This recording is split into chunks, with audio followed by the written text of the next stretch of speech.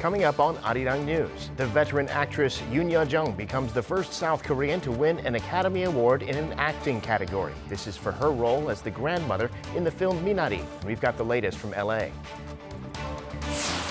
South Korea is now aiming to achieve herd immunity from COVID-19 by September, 2 months faster than planned, thanks to a deal to get 40 million more doses of the Pfizer vaccine. And the heirs to the Samsung fortune are expected to announce how they plan to pay the massive tax bill they'll get for their inheritance from Samsung's late founder, Lee Gun-hee. It's expected that they'll be looking to keep and not sell their shares in the company.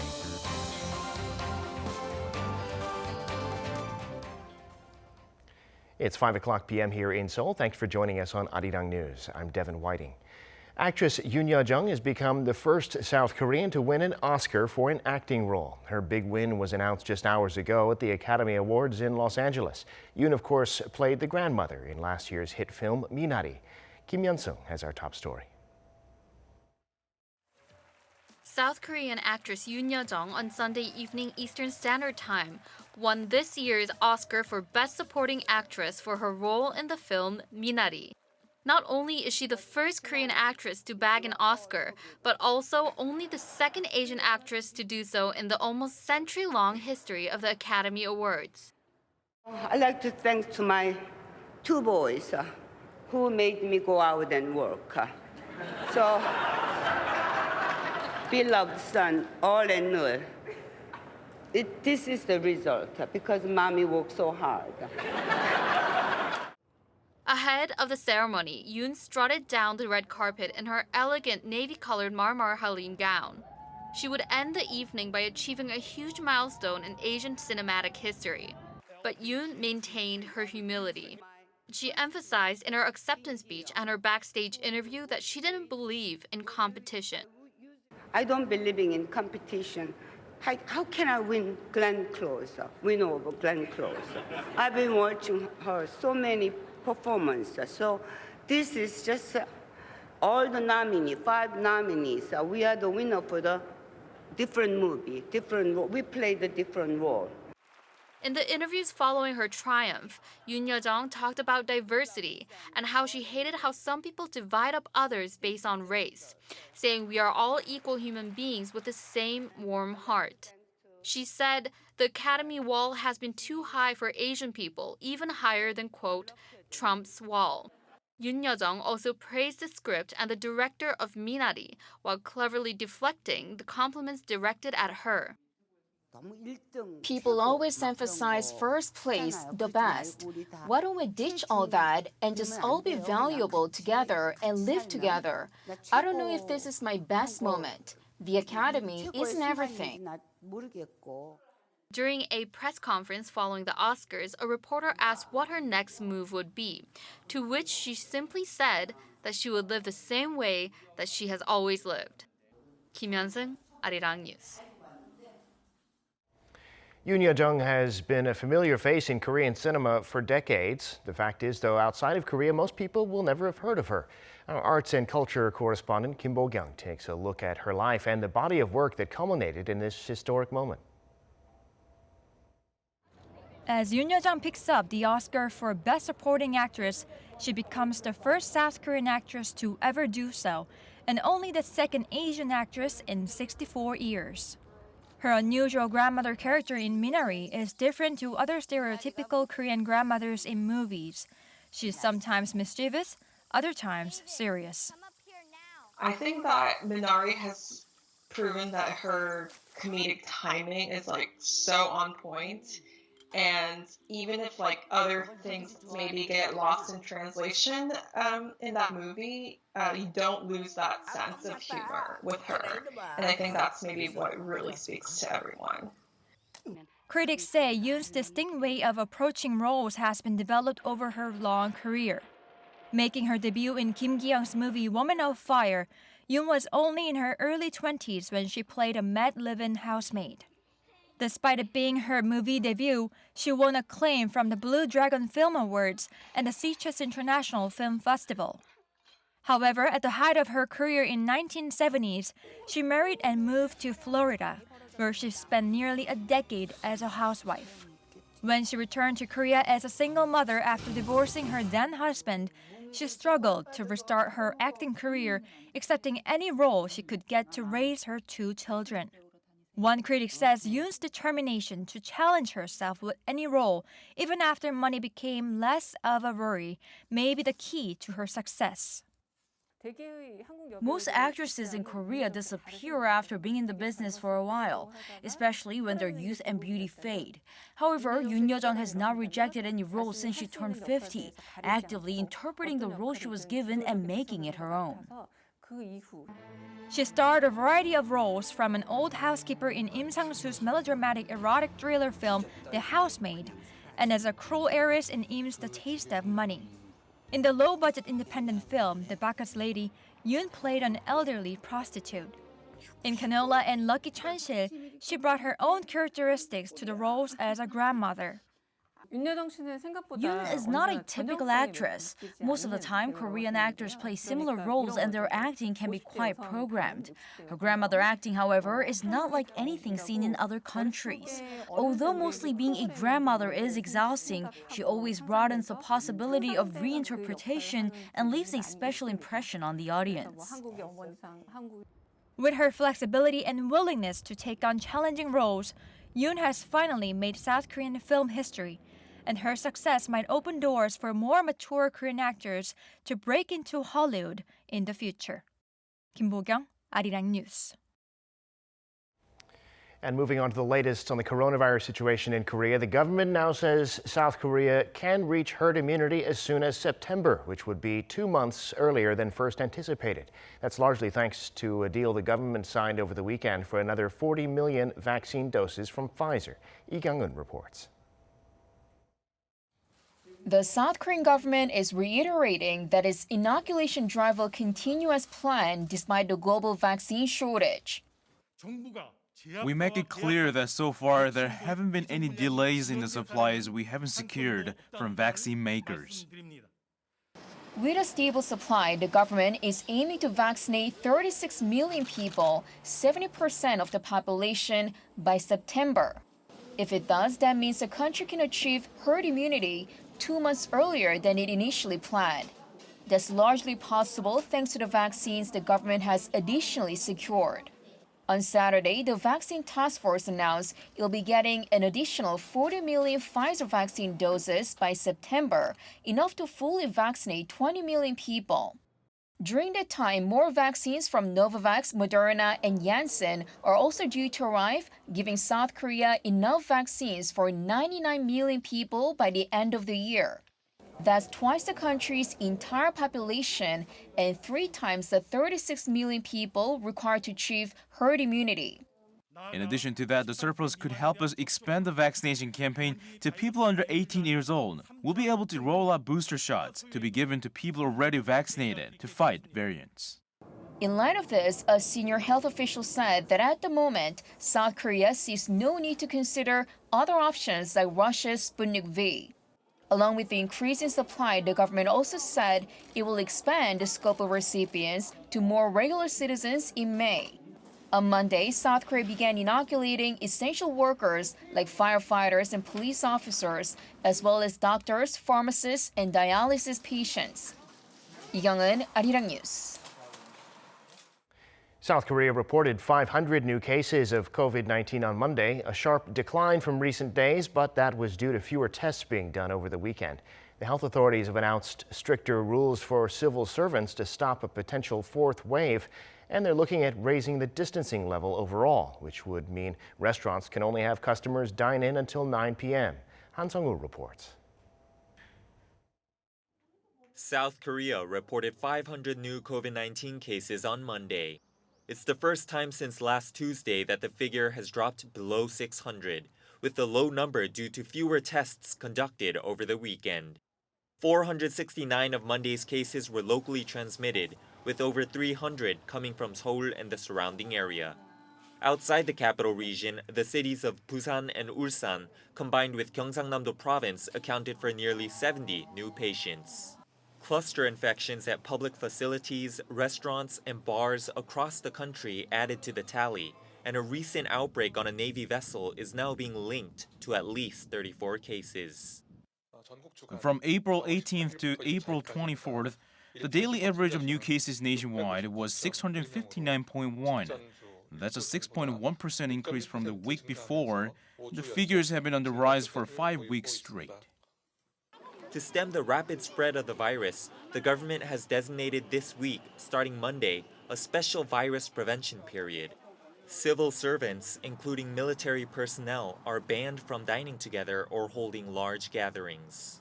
And to minimize contact, working from home as well as working flexible business hours will be expanded in the public sector.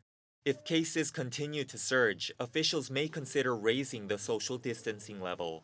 Restaurants and cafes in the capital area could then have to close an hour earlier and would only be allowed to serve takeout or delivery food after 9 p.m. South Korea's total number of COVID-19 cases is now approaching the 120,000 mark. The virus has claimed 4 more lives, raising the death toll to 1,817. Han Sung-woo, Arirang News.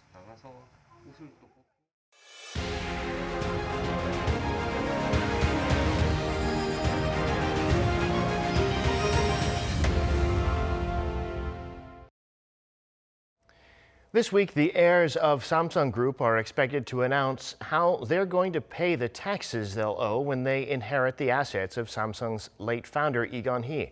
Lee himself was a deca-billionaire, so the bill is going to be big. They could sell some of their shares to pay the taxes, but it seems more likely that they'll keep their shares and take a different strategy.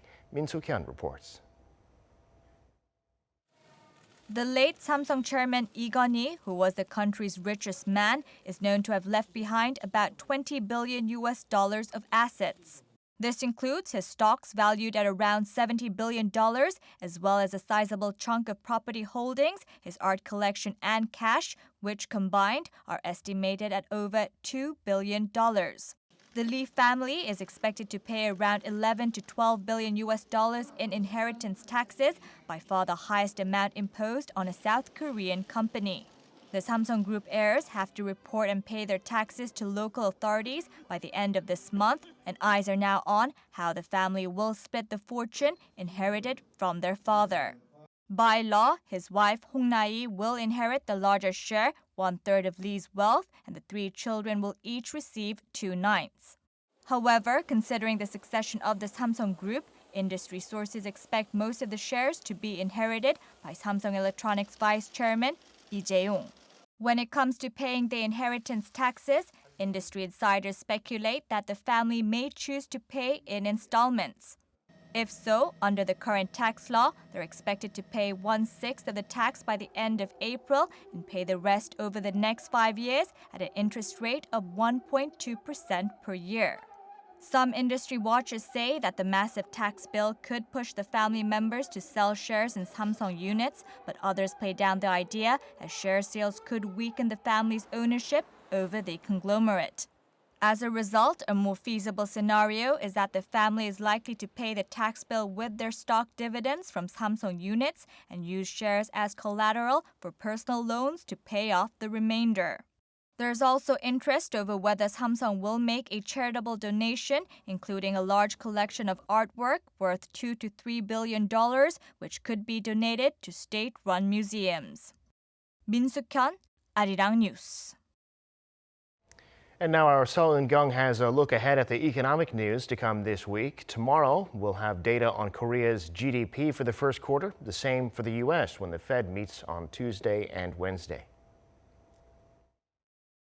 On Tuesday, the Bank of Korea will announce the country's first quarter GDP for this year. If the figure hovers around 1.3%, according to data from the central bank, the Korean economy can be seen to have recovered to the pre-pandemic level.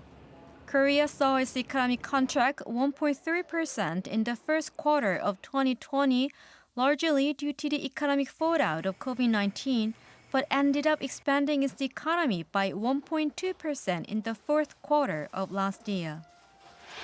In the U.S., the Federal Open Market Committee will meet from Tuesday to Wednesday local time, mainly to discuss the federal funds rate. Market watchers largely expect the Fed to keep its accommodative policy and to once more state that the central bank will let inflation rise above its 2% target for the time being before raising rates. When the March FOMC meeting took place amid the benchmark 10-year Treasury yield reaching its highest level in more than a year, Jerome Powell said the Fed will let inflation run hot while focusing on maximizing employment. The Fed has maintained its target range for the rate at 0 to 0.25% 9 straight times since March last year. The FOMC hosts 8 regularly scheduled meetings during the year, and its next meeting is on June 15th. On Wednesday, Statistics Korea will release the country's population data for February this year. January data showed the number of births fell 6.3% compared to the same period last year. That is the lowest since monthly records were first compiled in 1981. Moreover, the natural population decline, meaning the total number of deaths outnumbered that of birth, had continued for 15 straight months as of January this year. A natural fall in population is largely expected to speed up as the number of marriages for January plunged nearly 18% on year. On Thursday, the U.S. Department of Commerce will announce the country's first quarter GDP for this year. The U.S. economy, amid the COVID-19 pandemic, contracted at an annual rate of 5% in the first quarter of last year, but posted an expansion of 4.3% in the fourth quarter to show signs of recovery. 서은경, 아리랑 뉴스.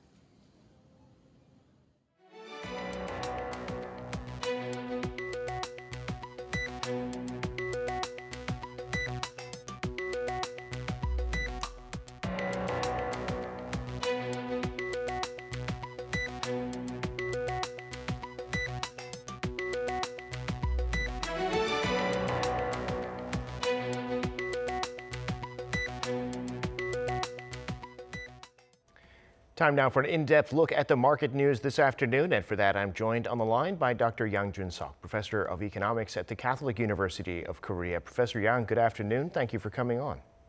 Happy to be here. Well, stocks on Wall Street ended last week with a substantial gain, but at the same time there were reports saying that the Biden administration is going to raise capital gains taxes on people with ultra-high incomes. We also got corporate earnings coming up, but tell us about this gain in the U.S. market and what you see ahead this week. Okay, well, the announcement of possible Biden tax came on Thursday, and it hit the stock market on Thursday. It lowered the stock market by about 1%, but it recovered on Friday. I think basically because everybody expected this increased capital gains tax on the rich. The detail would be that the proposal that President Biden supposedly have in mind, he hasn't announced it yet. He will announce it probably on the joint session of Congress on this Wednesday, U.S. time, and the proposal will likely to raise the capital gains rate to 39.6% from about 20% currently for those earning $1 million or more in capital gains. And he wants to raise the capital gains tax to help pay for the stimulatory fiscal policy, his Build Back Better infrastructure agenda. But the market basically gained on Friday because, as I said, everybody pretty much expected that President Biden will increase the capital gains tax. So that was built into the stock prices to begin with. And then there are some very important meetings this week. The FOMC is meeting this week. And then the earnings report for the first quarter 2021 is currently coming out. And about a third of the S&P 500 firms are coming out this week, including the biggest firms like Apple, Microsoft, Amazon, and Google. And so far, the earnings report have been very, very good. About 25% of the companies in the S&P 500 have reported their first quarter results so far, and of them, 84% have reported positive per share earnings surprise, and 77% have topped revenue estimates. Now, if that 84% figure holds, then it will tie the mark for the highest percentage of S&P 500 companies reporting a positive earnings per share surprise since they kept track of this statistic in 2008. For the European markets, it went up on Thursday, came down on Friday. DAX, CAC, and FTSE fell between 0.0 to 0.3% on Friday. They've been basically following the U.S. markets. Remember that European markets start earlier, so they did not catch up on the Friday's market recovery in the United States. Asia was down on Friday for similar reasons. Their results are mixed today. Nikkei is up about 0.4%. Shanghai is down about minus 1%, and Hang Seng is down about 0.5% today. And today in Korean stocks, the Kospi rising above 3,200 points. Investors looking to strong earnings from domestic companies. The Kosdaq up today as well. What's the story in the local market? Okay, well, Kospi seems to be doing very well. It broke 3,200 last Monday, but then it fell below 3,200 for the rest of the week because it fell so much on Tuesday. But it rose for the rest of the week, but it did not quite recover beyond the 3,200 level, but it did recover beyond the 3,200 level today. It closed today 17.53, went up by 0.99%. It was led by foreigners, while the institutions and individuals sold. Kosdaq, you can argue that they've been doing better than Kospi. They broke 1,000 2 weeks ago, and since then, they've only been 2 days where the stocks fell. It ended today at 1,030.06. It went up by 0.32% today, and it was led by individuals, while foreigners sold, and institutions, well, they were on the net about level. Well, turning to some economic data, Professor, data show that in the first quarter, Korea had 2 million people of working age who were not looking for work. It's the first time there's been that many of what are called discouraged workers, I believe. Tell us about that phenomenon and what you think might be done about it. Okay, well, this latest data is from the Economically Active Household Analysis micro-level data, which is kept by the National Statistics Office. We've been getting monthly figures, but they've been giving general pictures, the monthly figures. This figure actually tracks individuals and households, so it gives us a better idea of why people are searching for jobs or not searching for jobs. And as you mentioned, the number of discouraged workers hit 2 million. That's the highest on record so far. But if you look at the monthly figures to try to help interpret these numbers, then in January and February, the economically inactive workers, which includes discouraged workers, have increased. Now, the reason for that was attributed to increased distancing, increased instances of coronavirus, as well as the deepening distancing measures, which did really, I think, lower the hopes for people getting jobs. There's not that much jobs available because there's distancing and because the economy is not doing well. Now, on March, we saw that turn around a little bit. We saw the number of non-economically active population fall while the number of economically active population rise. We also saw the unemployment figures rise a little bit, but that was interpreted as good news because more people were searching for jobs. So if you look at this first quarter numbers in monthly terms, I think we'll see that the situation was very bad in January and February, but it turned around on March. Now, it's also, I think, instructive to see the age group. This number of discouraged people during the first quarter rose in all age groups, but especially people over 60. For people over 60, they increased by 10.8%. And the reason that it increased so much, as I said, is probably because of the increased distancing measures and increased fear of coronavirus. And you have to remember that the over 60s, if you look at the monthly figures, their employment actually rose over the long term. So it shows that I think people have been very scared of the coronavirus, but as I said, in March, we saw that situation turn around. So I expect the number of discouraged worker figures to go down substantially in the second quarter. Well, let's hope so, Professor. We'll have to leave it there for today, I'm afraid. Thanks so much for sharing your insights with us, as always. Thank you.